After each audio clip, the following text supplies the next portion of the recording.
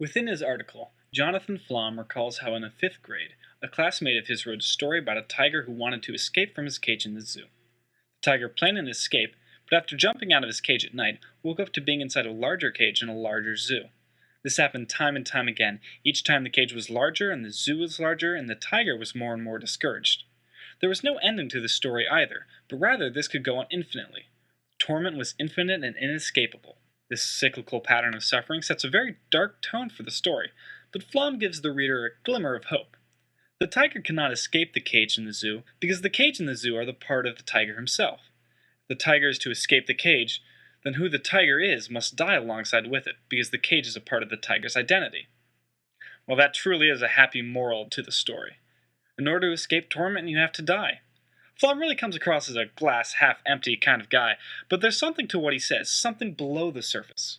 Everyone has created an image for him or herself. We hold on to things that we feel reflect who we are or represent what we're all about, and a lot of times, we resent that to which we cling so dearly. We are trapped, and the only way out is to forget what we were, release who we are, and try to find what we will be. And this process can feel like death. It is a dive into the unknown, a risk that leaving it all behind will yield new and greater possibilities. The poem I would like to share is If, by Rudyard Kipling.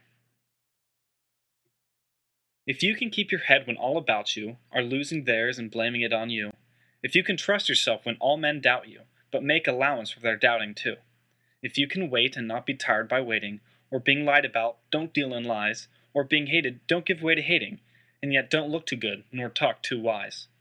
If you can dream, and not make dreams your master, if you can think, and not make thoughts your aim, if you can meet with triumph and disaster, and treat those two impostors just the same, if you can bear to hear the truth you're spoken, twisted by knaves to make a trap for fools, or watch the things you gave your life to broken, and stoop and build them up with worn-out tools, if you can make one heap of all your winnings, and risk it on one turn of pitch and toss, and lose and start again at your beginnings, and never breathe a word about your loss, if you can force your heart and nerve and sinew to serve your turn long after they are gone, and so hold on when there is nothing in you except the will which says to them, hold on.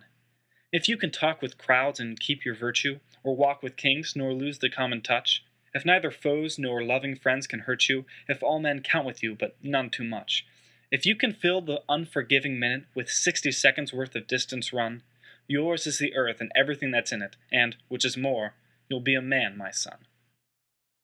If strikes me as a creative person because the qualities that Kipling says are necessary to truly be a man are qualities that I think are necessary for people who want to work in the creative industry.